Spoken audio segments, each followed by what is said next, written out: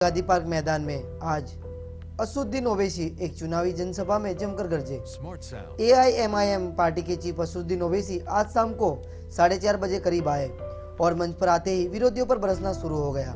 ओवैसी ने सपा भाजपा को एक ही सिक्के के दो पहलू बताया, दोनों को एक ही बताया और कहा कि नोटबंदी का जवाब मोदी को जनता इस चुनाव में देगी। भाजपा चुनाव में हारने जा रही है। मोदी को कहा कि इतनी लंबा बोलते हैं, करते नहीं। हमने बचपन से गांधी को चरखे के साथ देखा था, पर अब देखा तो उस पर भी नरेंद्र बापू बैठ गए और महात्मा गांधी को रिप्लेस कर दिया। रात को सोने के समय अगर कोई बात आए जाए कि अब 2000 के नोट भी खत्म कर दिए हैं, वही ओवैसी यह नहीं रुके। उन्होंने अखिलेश यादव से पूछा कि बताए कि 4.5 साल में कौन सा विकास किया और साइकिल चुनाव चिन्ह क्या मिल गया।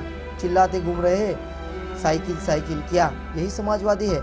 ओवैसी ने बोला कि सेपई में हर साल नाच गाना होता है और बुलंदखंड में लोग घास की रोटी खाते हैं। इटावा में जू बनाया गया और शेर लाए गए और जब शेर बीमार पड़े तो लंदन से डॉक्टर बुलाया गया। उत्तर प्रदेश में दवाखाना नहीं, डॉक्टर नहीं मिलते, इलाज नहीं होता। ओवैसी ने कहा कि अगर विकास हुआ तो तुम्हारे परिवारों का हुआ, यादवों का विकास हुआ।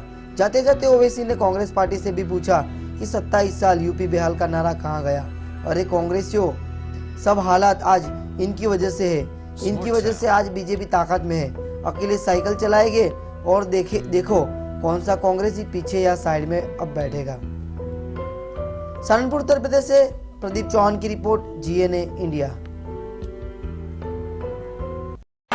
ये बात किए थे कि 10वीं जमात के बाद बच्ची को 30,000 रुपये देंगे, वो भी खत्म, कहाँ गई नहीं मालूम। मेरे भाई, जब एक घर में बेटा बाप का नहीं हुआ, वालिद को अपने बेटे पर भरोसा नहीं है, आप कैसे उस पार्टी का साथ दे सकते। वजीर आजम से ये बताओ मिस्टर मोदी, हम आपसे चैलेंज कर पूछ रहे हैं कि 8 नवंबर के बाद से अब तक 19 जनवरी तक आपके पास बैंकों में कितना काला धन वापिस आ गया। 14 लाख करोड़ का तो तुमने कहा था कि काला धन है, मगर 30 दिसंबर तक अखबारात ने, मीडिया ने लिखा कि 15 लाख से ज्यादा बैंक में आ चुका। तो कौन से ब्लैक मनी की बात हिंदुस्तान के वजीर आजम कर रहे थे। हिंदुस्तान के वजीर आजम ने कहा कि मैंने 500 और 1000 की नोट को खत्म करके टेररिज्म को खत्म कर दिया, मगर आप देखते हैं कि सरहद पार से दहशतगर्द मारे जाती है तो उनके जिस्मों से जहां पर असला निकलता है, वहां पर 2000 की नई नोट भी उनके जिस्मों से निकलती है। नगोरटा पर हमला होता है और हिंदुस्तान के वजीर आजम के पास इसका कोई जवाब नहीं है। 31 जनवरी की रात को 7 बजे हिंदुस्तान के वजीर आजम फिर से टीवी पर आ गए और आकर कहा कि भाइयों बहनों, मैं ये करने वाला हूं।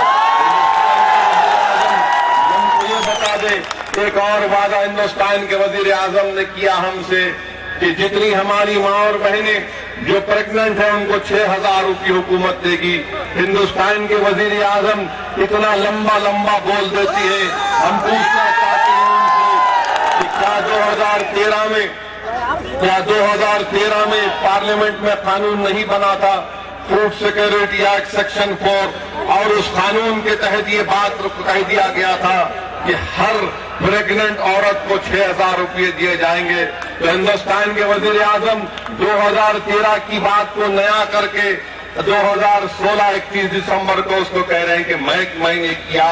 अजीज दोस्तों, हिंदुस्तान के वजीर आजम हर चीज में क्रेडिट ले लेते हैं। अब तो हद ये हो गई मेरे अजीज दोस्तों और बुजुर्गों कि हमने अपने बचपने से, हमारे बुजुर्गों ने अपने बचपने से इस चीज को देखा कि चरखे के पास अगर कोई बैठे हुए हैं तो महात्मा गांधी बापू बैठे हुए हैं और चरखा फिरा रहे हैं। तो हिंदुस्तान के वजीर आजम ने कहा, अरे ये चीज बची हुई है, मैं इस पर भी अपनी तस्वीर लगा दूंगा। चरखे के पास नरेंद्र बापू बैठ गए और बैठकर चरखा फिराना शुरू कर दिए और ये भूल गए कि चरखा 2 हाथ से फिराया जाता और हमारे वजीर आजम एक ही हाथ से चरखा फिरा रहे। जहां पर कैमरा जाता हमारे वजीर आजम की नजर वहां पहुंचती कि मेरी फोटो अच्छी आ जाए और लोगों से कह दिया। आप अंदाजा लगाइए कि हिंदुस्तान के वजीर आजम कि हिंदुस्तान के बाबा कौम महात्मा गांधी को भी रिप्लेस कर दिए। अब नहीं मालूम हिंदुस्तान के वजीर आजम कितने लोगों को रिप्लेस करते जाएंगे। ये तो खुदा का शुक्र है कि ताजमहल लाल किला पहले बन गया, वरना मोदी बोलते नहीं बना। 100 से ज्यादा हिंदुस्तानी आज इस नोटबंदी का शिकार होकर मारे गए। हिंदुस्तान के वजीर आजम के पास इसका कोई जवाब नहीं है, बल्कि अब नहीं मालूम हिंदुस्तान के वजीर आजम हो सकता है कि रात में सोने से पहले अचानक उनके दिमाग में कोई बात आ जाए कि नहीं कल सुबह में 2000 भी खत्म कर देना, तो उसके लिए भी आप तैयार रहिए। वजीर आजम 2000 को भी खत्म कर देंगे, क्योंकि ये समझते हैं कि मैं जो कुछ कर रहा हूं मैं ही सही कर रहा हूं। हिंदुस्तान में अब तक कुछ सही नहीं हुआ। यही पॉलिसियां बीजेपी की हैं। और फिर यहां पर इसी सहारनपुर से हिंदुस्तान के वजीर आजम के पार्टी के सरबराह उनके चीफ की परिवर्तन यात्रा हुई थी और उसमें बड़ी बड़ी बातें शाह साहब ने कहा। शाह साहब आप शाह होंगे, मगर हिंदुस्तान में अगर कोई शहीन चाहे तो हिंदुस्तान की आवाम है क्या? और आप याद रखिए कि नरेंद्र मोदी और अखिलेश यादव में कोई फर्क नहीं है, दोनों एक ही मिजाज के हैं, पैगाम के और एक ही देते हैं, चेहरा कुछ और होगा, नाम कुछ और होगा, मगर दोनों किस तरह की तरीके से काम करते हैं। अगर कोई अखिलेश यादव की मुखालिफत करेगा तो समाजवादी के लोग कहेंगे कि देखो उत्तर प्रदेश के विकास के खिलाफ है। कोई मोदी के खिलाफ बोलेगा तो बोलेंगे देशद्रोही है।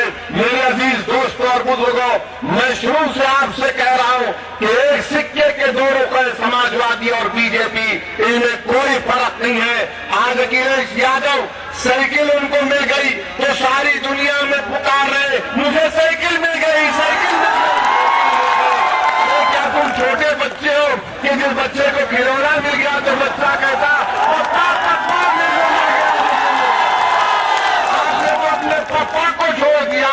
जिस बाप ने आपको साइकिल पर बिठाकर चलाया, जिस बाप ने आपको उंगली पकड़ कर चलाना सिखाया, अखिलेश भैया आपने अपने पप्पा को ही बाजू छोड़ दिया। ये अजीब समाजवाद है। आज साइकिल का निनोरा पीट रहे, पटाखे फोड़े जा रहे, मिठाइयां बांट रहे। अरे हम तुमसे पूछना चाह रहे कि 4.5 साल का तुम्हारी हुकूमत का रिकॉर्ड क्या है, हमको बताओ। बताओ अखिलेश यादव तुमने कौन सा विकास किया? लोग नारे मारते समाजवादी के कि अखिलेश यादव ने विकास किया। अरे आपने कौन सा विकास किया? मैं जिम्मेदारी के साथ आपके दरमियान में खड़े होकर ये कह रहा हूं कि सहारनपुर में, जिसको अंग्रेजी में ह्यूमन डेवलपमेंट इंडिकेटर्स कहते हैं, इंसानी शरह की तरक्की के उसके माने निकलते, पूरे सहारन उत्तर प्रदेश में सहारनपुर वो वाहिद जिला है जहां पर ह्यूमन डेवलपमेंट इंडिकेटर्स कम हुए, जहां पर कम हुए। अब बताओ अखिलेश आपका कौन सा विकास है? ये बात करते लॉ एंड ऑर्डर को, लॉ एंड ऑर्डर कहां आपने कंट्रोल किया? हिंदुस्तान के संविधान ये कहता है कि हर हिंदुस्तानी की जान की हिफाजत की जाए। आज समाजवादी पार्टी के लोग साइकिल का निशान मिल गया तो बड़ा दिनोरा पीट रहे हैं, बाजा बजा रहे हैं। क्या तुमको साइकिल मिलने से मुजफ्फरनगर को लोग भूल जाएंगे? नहीं भूलेंगे लोग, क्योंकि तुमने हिंदुस्तान के संविधान के उस दस्तूर का लिहाज नहीं रखा जो हिंदुस्तान की संविधान कहता है कि राइट टू लाइफ, इंसान की जान की जिम्मेदारी हुकूमत वक्त पर होती है। और यहां पर समाजवादी की हुकूमत ने इंसानों की जानों का तहफ़्फ़ुज़ नहीं कर सकी, उसमें नाकाम साबित हुई। बताओ आज तुम साइकिल के नाम पर खुशियां मना रहे हो, तो मेरे सवाल का जवाब दो। बुलंदशहर में मासूम बच्चियों की अस्मत रेजी की गई, क्या तुम साइकिल का निशान लेकर उन मासूम बच्चों के पास जाकर कहोगे कि देखो उनको साइकिल मिल गई है और हमको कामयाब करो? क्या तुम साइकिल का नाम लेकर उन गरीबों के पास जाकर बताओगे? मेरे अजीज दोस्तों और बुजुर्गों, सहारनपुर में आज भी ऐसे 40% 5 साल और 14 साल के बच्चे स्कूल को नहीं जाते। क्या ये इसका विकास है? ये कोई विकास नहीं कर सके। इनका विकास सिर्फ इनका यादव परिवार का विकास होता है और किसी का विकास नहीं होता। अंदाजा लगाइए कि सफाई में हर साल वहां पर दिसंबर के महीने में नाच गाना होता है। उत्तर प्रदेश में उत्तर प्रदेश की आवाम सूखा से तड़प रही थी। उत्तर प्रदेश के कई इलाकों में लोग घास खाने पर मजबूर हो गए। बुंदेलखंड के इलाके में किसान के पास पानी नहीं था, मगर सफाई में बराबर नाच गाना होता था। आप जाकर देख लीजिए कि इटावा में जू है, शेरों को लाया गया। अब तक 6 शेर मर चुके हैं।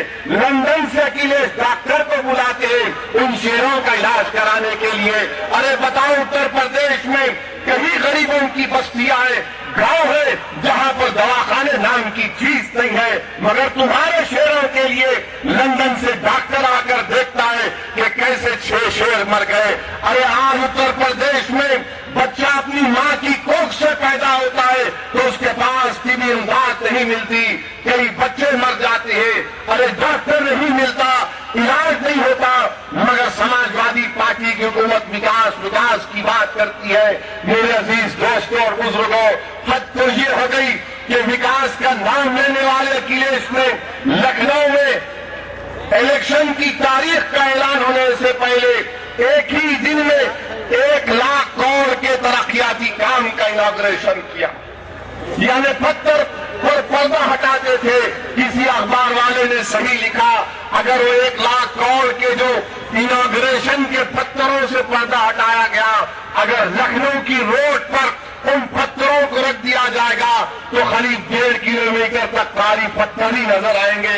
अखिलेश यादव, तुमने सिर्फ उत्तर प्रदेश की आवाम को पत्थर दिखाए, तुमने आवाम को कुछ नहीं दिया। हाँ, ये बात सही है कि विकास हुआ तो तुम्हारे परिवार का विकास हुआ। हद तो ये हो गई कि 25 साल का एक लड़का होता है तो फौरन उसको टिकट दे दिया जाता है, फौरन टिकट दे दिया जाता है। यानी अखिलेश यादव साहब के पास उस परिवार में अगर कोई बच्चा आज पैदा हो गया तो बैठ कर हिसाब कर लेते कि 20 साल में कारपोरेटर बनेगा, 22 साल में जिला परिषद का चेयरमैन बनेगा और 25 साल में एमएलए बनेगा। मरने से पहले सब कुछ लेकर जाएगा, मगर गरीबों को कुछ नहीं मिलेगा। क्या आपका नारा 27 साल यूपी बेहाल? कहा गया तुम्हारा नारा के किसानों के कर्जा माफी होनी चाहिए? अरे कांग्रेसियों, तुम्हारी वजह से आज तमाम मुश्किलात हैं। तुम्हारी वजह से अगर तुम सही हुक्मरानी करते तो सबको इंसाफ मिलता।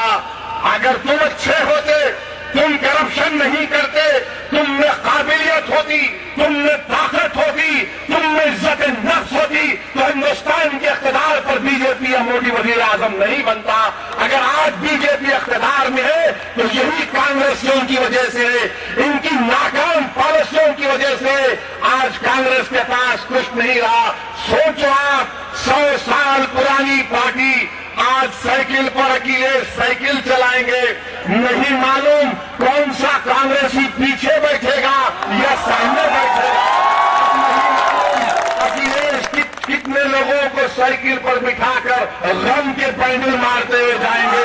याद रखो, ये साइकिल चलने वाली नहीं है।